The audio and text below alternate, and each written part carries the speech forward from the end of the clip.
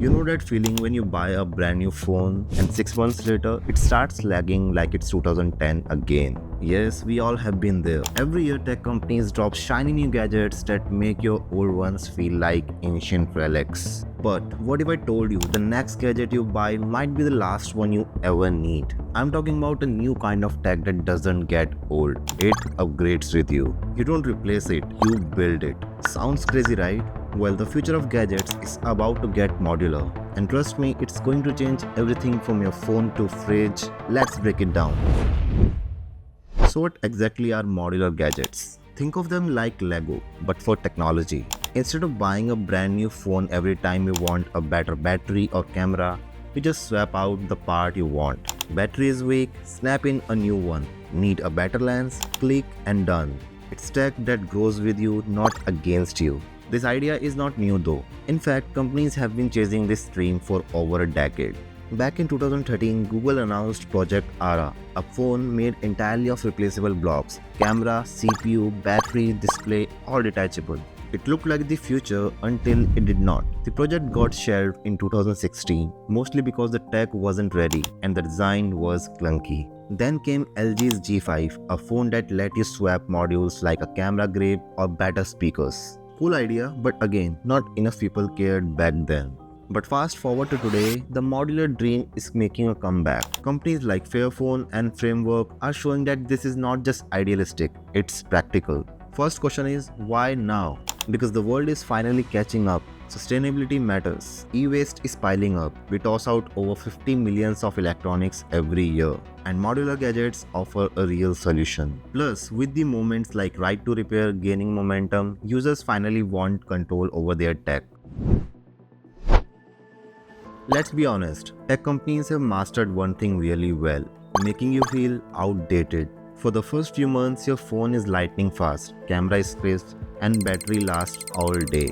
Then out of nowhere, it starts lagging, apps crash, the battery drains faster than your motivation on a Monday morning. Like I personally experienced that with my old OnePlus phone. You think maybe it's me, maybe I use my phone too much. But no, it's the world of planned obsolescence. A fancy way of saying we designed it to die. It's a business model because when your device fails, what do? You buy another one. According to the Global E-Waste Monitor, the world generated over 62 million tons of electronic waste in 2022 alone. And less than 20% of it gets properly recycled. Here is the crazy part. Most of those gadgets still work. They just need one small fix, a new battery, a better chip, or a software update. But we throw them out because it's easier to buy new than to repair.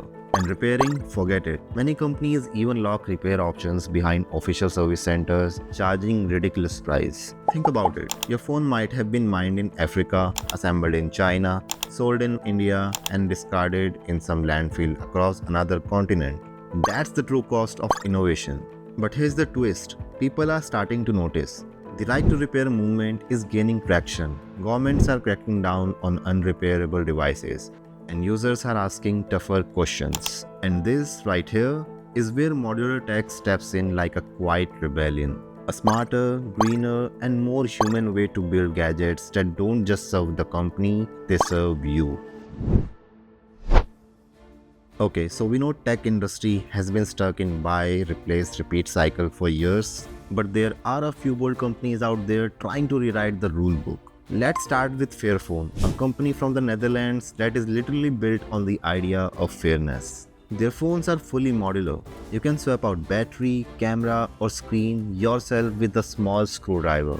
But what really makes Fairphone stand out is ethics. They use conflict-free materials, meaning the metals used inside don't fund wars and pay factory workers living wages. Sure, Fairphone is not competing with iPhone or Samsung in specifications or looks, but it's winning something bigger: trust. Their users are not customers, they are supporters of a movement. And here's the kicker: people are actually keeping these phones for 5 to 7 years in a world where most phones barely survive 3. That's a revolution on its own. Now let's talk laptops. Meet Framework laptop. Every single part of this laptop, from the screen to the ports to the main board, can be replaced or upgraded with ease. You want more RAM? Pop it in. Crack your screen, order one, replace it in 10 minutes. And they don't just sell you the device, they sell the individual parts directly on their website along with repair guides. No corporate gatekeeping, no void warranty if opened stickers. And the best part, Framework doesn't fight you for opening your own device. They encourage it. And it's working. Their community has grown massively. Framework's entire philosophy is simple but radical. You should own your tech, not rent it from a corporation. And there was Motorola's Moto Mods. Remember those? Around 2016, Motorola tried something brave, a phone that could snap on extra parts magnetically. You could add a better camera, speaker, even a projector. It was a fun concept, like dressing up your phone for different occasions. The execution was slick, but it did not last. The accessories were expensive, and not enough people bought into the idea. Still, Moto Mods deserve credit. They showed the big brands were interested in modularity. Now guess what? This wave is slowly reaching India too. In 2023, the Indian government officially launched the Right to Repair portal, making it easier for users to get genuine parts and repair info for a wide range of brands. We are still in the early phase here, but with how fast India's consumer tech scene is growing, it's only the matter of time before modularity becomes a selling point, not a side project. Alright, let's be honest. If modular gadgets are so amazing, why don't we just have one right now? The first big challenge: design. See, the modular gadgets sound great on paper, but when you actually build them, they tend to look, well, a bit clunky. And let's be real, in a world obsessed with slim, seamless, aesthetic devices, most people don't want something that looks like it was built in Minecraft. Tech companies know this. They prioritize sleek design over flexibility because that's what sells on shelves and in ads. So the biggest design question is, how do you make something modular and beautiful? Most companies still have not cracked that yet. Here is another harsh truth. Modular tech does not make big money. If you sell people one device that lasts 8 years, you just killed your own business model. Most major tech companies run on planned upgrades. They need you to buy a new phone every few years. That's how they sustain growth. Manufacturing swappable parts, keeping inventory, and designing upgrade modules for years, it's expensive. Therefore, many companies drop this idea. The third issue, most users don't demand modularity. When you walk into a store to buy a new phone, you're not thinking, can I replace the camera in 3 years? You're thinking, how good is the selfie camera right now? Consumers are used to instant gratification. So even though modular tech is smarter, it's not always simpler for the average user. The first wave of modular gadgets may have stumbled, but the second wave, it's already warming up. Faster, smarter, and way more practical. One of the biggest game changer is the AI integration. Earlier, modular gadgets failed because switching parts was manual and kind of clumsy. But now AI can manage your hardware automatically. Imagine a laptop that adjusts power consumption when it detects the newer GPU module installed. No driver mess, no setup, just plug and play intelligence. This kind of smart modularity, where software adapts to the hardware, could make future devices seamless instead of frustrating. And with AI-driven diagnostics, modular upgrades won't need technicians. Your device will tell you what's wrong before it even breaks. And then there's the right to repair movement, the legal backbone of this revolution. Governments across the Europe and parts of Asia are now forcing big tech companies to make spare parts and repair manuals available to the public. The EU's Repairability Index even gives devices a score based on how easy they are to fix. And here's the kicker. As laws tighten, brands that don't design for repairability will look outdated fast. So modular design isn't just a choice anymore, it's becoming a compliance strategy. But the future of modular tech does not stop at the phones or laptops. We are already seeing modular smart homes, where you can swap lighting, sensors, or voice modules without replacing the whole hub.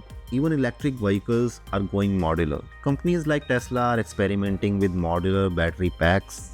So instead of replacing the entire EV, you just upgrade the module. So yeah, modular gadgets 2.0 are not clunky or half-baked experiments anymore. They are smarter, greener, and most importantly, inevitable. Because once people taste the freedom of control, repair, and evolve their tech, there is no going back.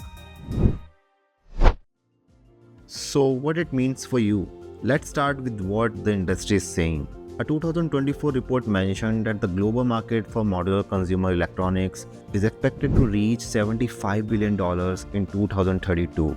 That's a massive jump, and it's not because people suddenly got nostalgic for old tech. It's because the economics are finally making sense. Modularity reduces electronic waste by up to 37% per product cycle, while also lowering production costs by 15 to 20% for brands that adopt standardized modules. For years, we have treated gadgets like fast fashion, something to show off, then toss away. But modularity reintroduces something we have lost, a sense of ownership. When you fix something, you value it more. When you can customize something, it reflects you more. And when you can evolve something, it becomes a part of your life story. So what if the last phone, laptop, or smartphone you ever buy is not the end, but just the beginning of something modular, sustainable, and truly yours? Because maybe the last tech you will ever buy won't be the one that replaces everything, but the one that adapts to everything.